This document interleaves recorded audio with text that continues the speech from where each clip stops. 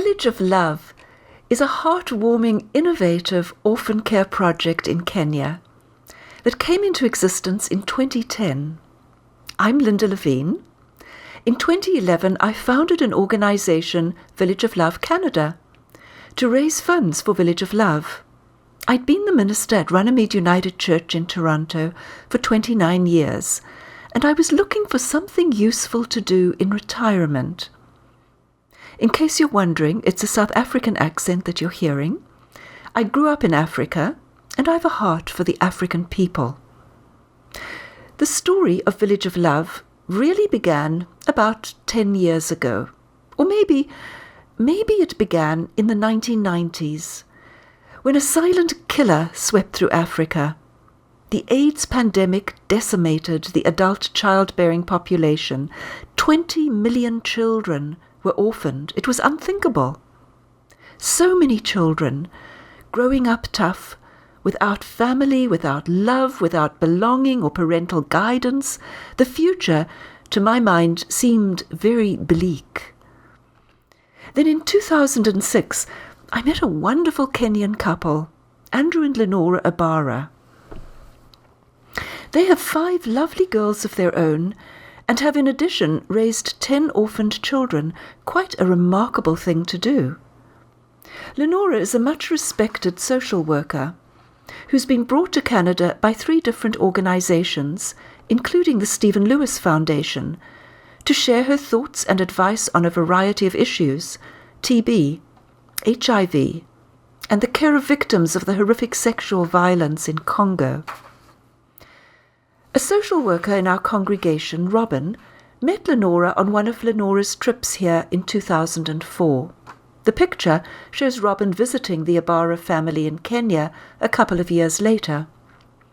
Robin told us how the Abaras were raising orphaned children, and Runnymede started to send funds, basically to help with the children's education, because in Kenya, education is not free. I was thrilled to have the opportunity to do something for at least some of those orphan children. It's been a truly heartwarming experience to see each child grow up and make something of themselves, to go on to become a chef, a teacher, a nurse, a journalist, a lawyer. I'd like to tell you a story about Isabella. She's sitting here at her laptop, which was a gift from Runnymede when she started law school. Now in her 4th year, Isabella tells her mother that she's sharing her laptop with a student who can't afford to buy one. Isabella lends him hers for 3 hours a day. Her mother's shocked. "How can you do your work?" her mother asks. Isabella explains that she gets up at 3 in the morning and works until 6. She says she didn't get where she is on her own.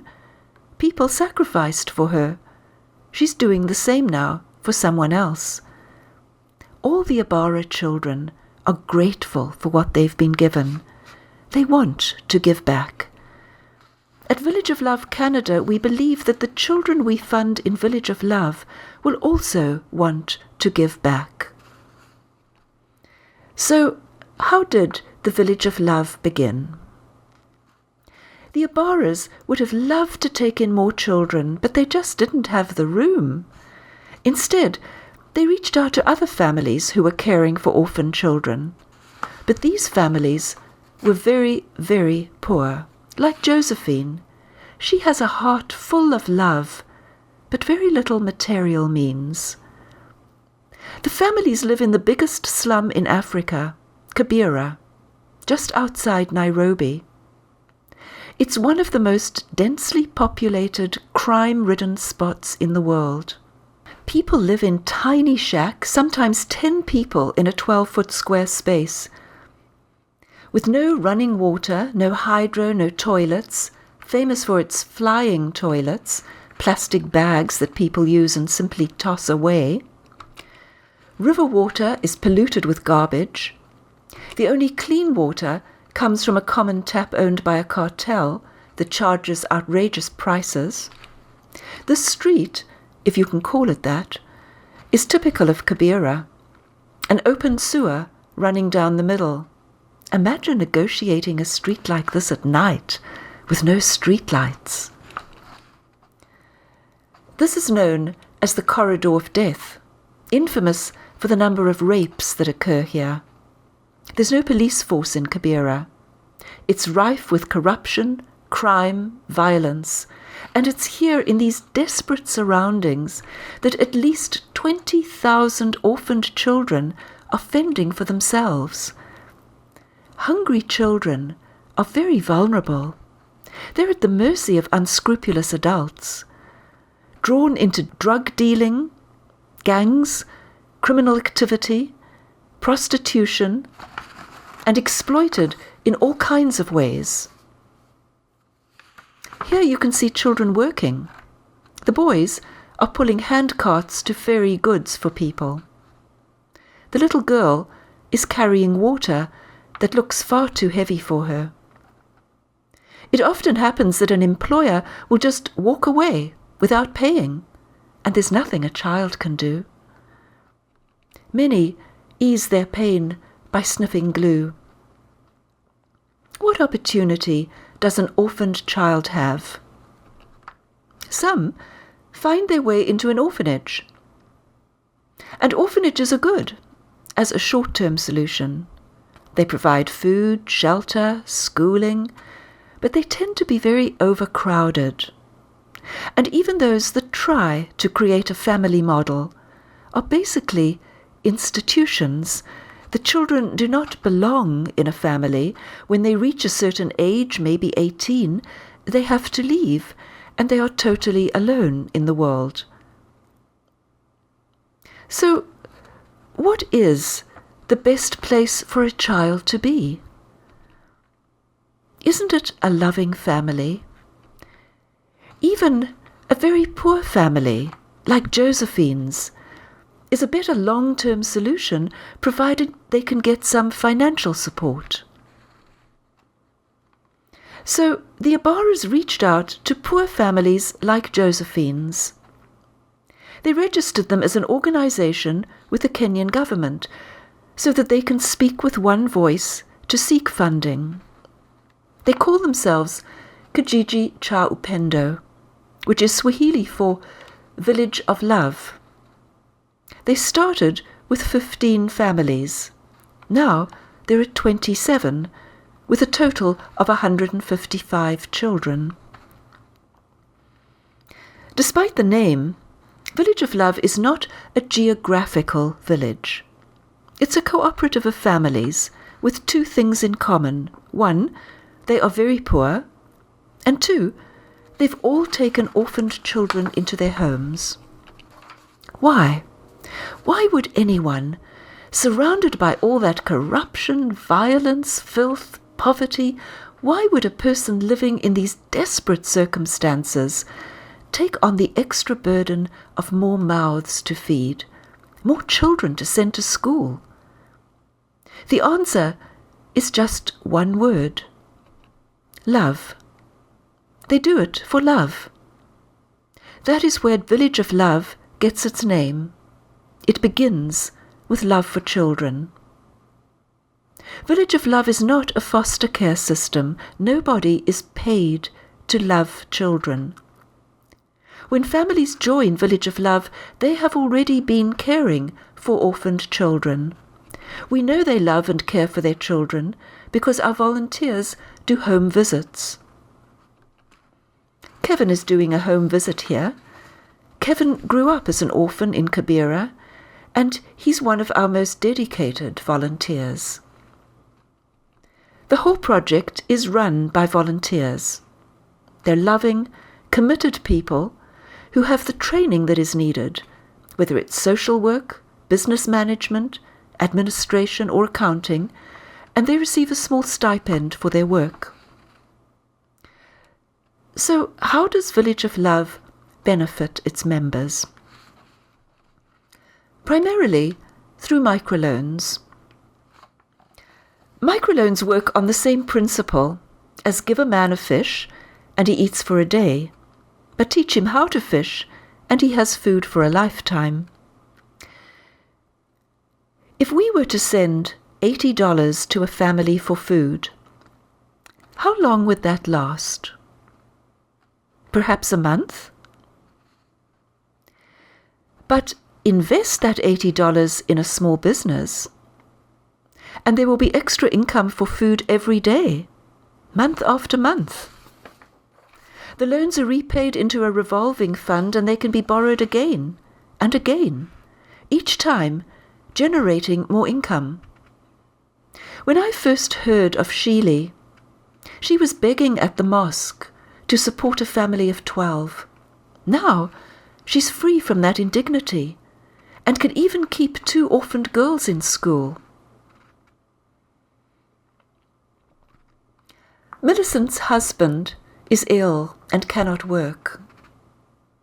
She supports their 14 children with her small salary as a community health worker. She supplements this by selling tomatoes, eggs, fresh fish and smoked fish at a stall in the market. In 2012, her stall used to generate $1 a day. Through microloans, she increased her stock of fish, purchased her own smoking facilities to reduce wastage of fish, and now her stall generates $3.50 a day. Are microloans a magic bullet out of poverty? Studies indicate not. Microloans do not automatically increase a family's standard of living, unfortunately, nor do they ensure an increase in the number of children in school. More than microloans is needed. Village of Love provides the extra that makes the difference. The women are trained to use their microloan to the best advantage, and they learn how to manage a small business. They receive a visit at their business site within 3 days after the training session. A volunteer checks that the woman is applying her loan in the best way possible and gives her personal advice on how to go forward. Each woman is part of a group of 5. They support and encourage one another. If they run into difficulty, counseling is offered. Village of Love does not just hand out money and leave people to sink or swim. There's caring, support, and accountability. Every 2 weeks, the women attend a meeting. They share best business practices, tips on cheap sources for goods. They listen to and encourage one another. Speakers address them on relevant topics: children's rights, nutrition, HIV/AIDS prevention, parenting orphaned children and children who are HIV positive. The women are encouraged to discuss, to do research, to offer presentations, and basically to find their voices as women. Little by little, lives are transformed. When Josephine first joined Village of Love, she was not able to feed her family every day. Likely the children begged and foraged in the garbage, as so many other children do. To make a few shillings, Josephine sold firewood from the forest. Sometimes boys stole her firewood. Sometimes she ended in jail because it's illegal to take wood from the forest. Then a microloan with training and counseling changed all that. She was able to buy charcoal to sell. At workshops, she learned to make soap and baskets from used plastic bags. Look at the beautiful baskets that she's made. And this picture of her children is so wonderful. They're obviously healthy, happy, eating every day. The result of all this care and support is that the rate of loan repayment is really high. A sense of ownership is fostered in the women. It's impressed on them that the microloan fund belongs to them. It's theirs to maintain, and they do their best. This program of microloans with training and psychosocial support is so effective in changing lives. Lenora has a dream of including 100 more families in the microloan program. I'd like to share with you an innovative idea that can achieve this with a very small outlay of funds. Growing one's own food can save money, but people living in a slum don't have land where they can grow anything. The plan is to teach women how to grow vegetables in a sack and to use the savings to grow a microloan fund. The basic diet of the poor in Kenya is ugali, cornmeal made into a stiff porridge. You can see this on the right. It's rather bland. Usually it's served with some beans for protein. But if you can't afford beans, then kale is used instead, which is also very nutritious. They call this sukuma wiki, which means stretching the week. It's a cheap way to get them through to the end of the week. A woman living on less than $2 a day could save $10 a month if she can grow her own kale. If 15 women pool their savings in 6 months, they can each take out a loan of $60. As they continue to save and pay back their loans, they can take out larger and larger loans. The beauty is that this scheme costs only $525 to bring 15 women on board. $35 will provide each woman with 3 sacks, soil, seeds, and training. People sometimes ask, why do we focus on women? Aren't there any men in the village? There are men. Most of the women have husbands, and the men are supportive of Village of Love. But they tend, for the most part, to be day labourers. They'll go off in the morning to a job centre, hope to be hired for the day. But here's the thing, if they don't get a job, they don't eat that day, and their family doesn't eat. This is where women come in. When children are hungry, who do they go to? Not the fathers, the mothers. It's the mothers who have the pain of telling their children that there is no food. And so the mothers are desperate to sell any small thing that will provide food for the day. Most of the women have some small way of generating money on the side. 75% of small businesses in Kibera are run by women. And women know how to save. They're able to stretch small amounts to feed many mouths. They have the patience to put aside tiny amounts and to let it accumulate.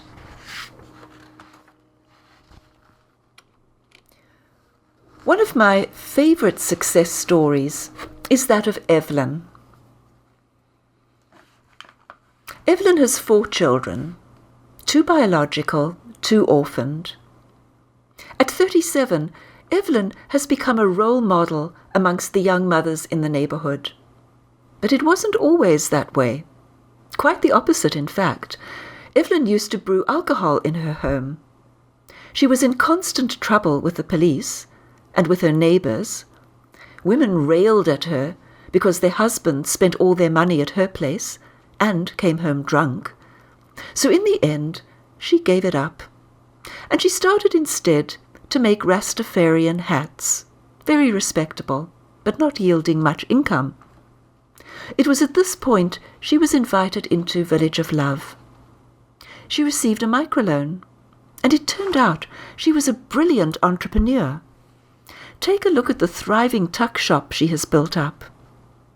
And more than that, she's no longer a pariah in her neighbourhood. She's actually become a community spokesperson. She represents community interests to government officials. Everyone looks up to her, and she is just about self-sufficient, which is the goal of Village of Love. Self-sufficiency is the goal for orphan caregivers and also for their children.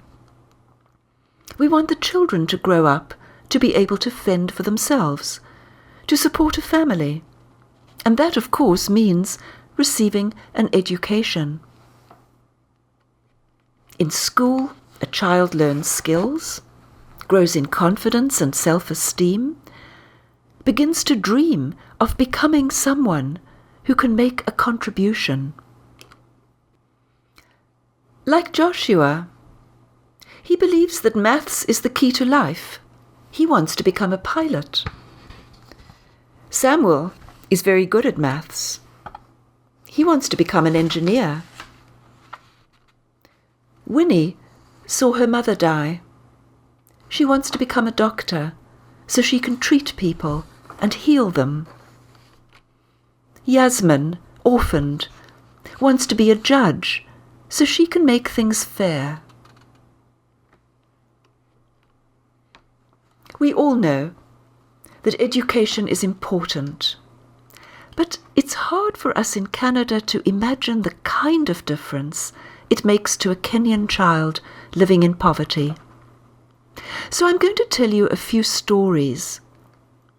Sarah is not her real name, but the story is real. Sarah's parents died of AIDS. Her grandmother took her in, but was too sick to work, too poor to support Sarah. When Sarah was 14, her grandmother was going to send her to get fish from the fishermen at the lake. This is a euphemism. Fishermen don't give away fish for free. If Sarah had gone down that road, what might have happened? Likely she'd have contracted HIV/AIDS, maybe not lived beyond 20, probably become pregnant and trapped in that lifestyle to support her children. It's a common enough story. What in fact happened was that a big-hearted family took her in, Canadian dollars paid for her education. Last year she scored well enough to qualify for nursing school. What a different future for that little girl. Would you agree? Zachary was orphaned when 8 years old. He worked as a herd boy, looked after someone's goats. He desperately wanted to go to school. He'd work for a month or two, save some money, go to school for a month, run out of food, drop out of school and work again, go back to school, and so on. No way to get an education. Then a family took him in. Again, Canadian dollars paid for his schooling. Zachary is now 16 and in grade 9. He doesn't mind being older than the other children. He's just so happy to have this chance.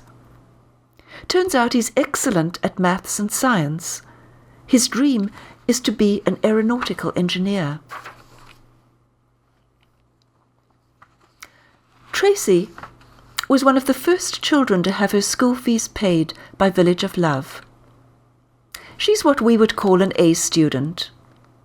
She'd hoped for a scholarship to become an accountant, but in her final year of school her mother died. As the eldest child, Tracy was now responsible for her siblings, for running the family small business. The Village of Love community, the volunteers, all came around her, helped her as best they could, but in her final exams she scored only a C+. Not enough for a government scholarship. It seemed her dreams were at an end. Then a miracle happened. An Italian woman wanted specifically to fund the college education of a girl who had scored at least a C average. Some nuns mentioned this in a class that they run. A member of that class is from Village of Love, and she thought of Tracy. The rest is history. Tracy is now in her first year of studies to become an accountant. This is a direct benefit of the close and caring network that Village of Love has forged amongst its members, and of course the Canadian dollars that enabled Tracy to go to high school in the first place.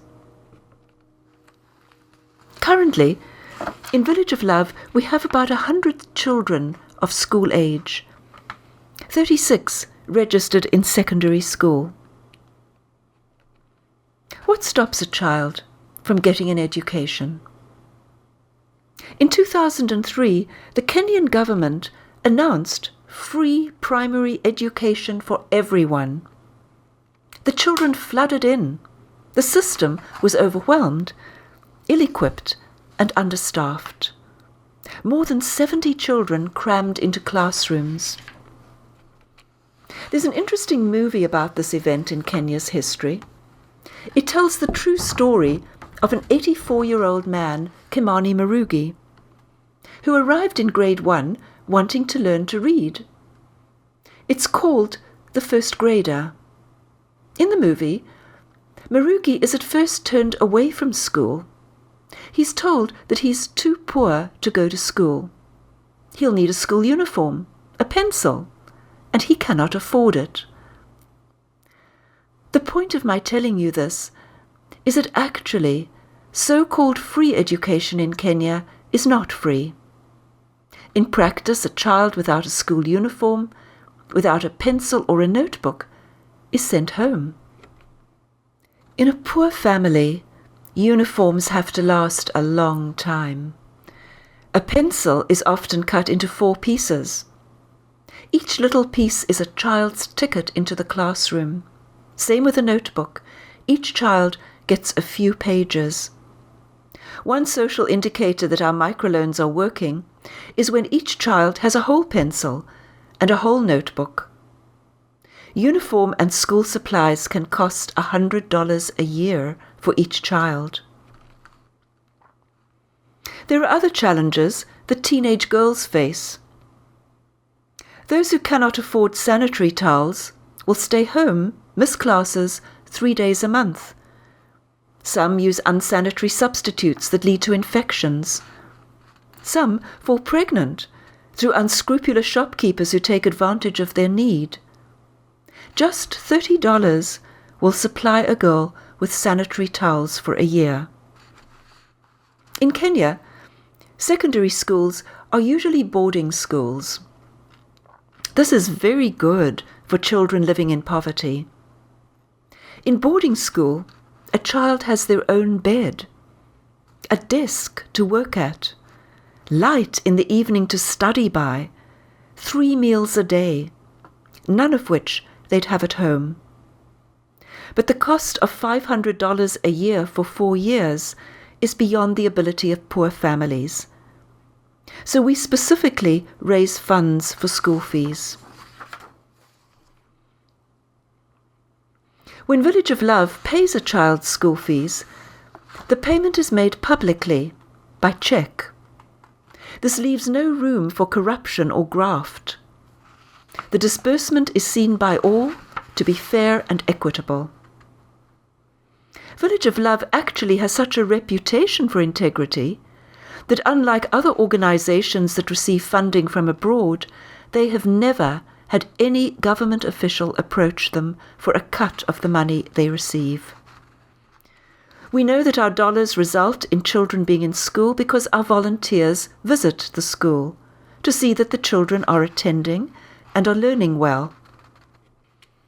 In conclusion, I want to say that I support Village of Love because I know the integrity of the administrators. I trust them absolutely. I know that my dollars reach directly the people who are in the greatest need, and I've seen the difference that my dollars have made. I have no hesitation in inviting others to invest in this totally feel-good project. When a person is in need, help is given immediately and is done so with caring and respect. All groups, tribes, religions are welcome and included.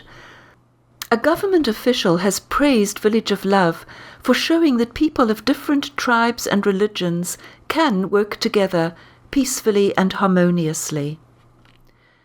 The people on the ground, the orphan caregivers, the volunteers, they have the love, the passion, the expertise, the vision.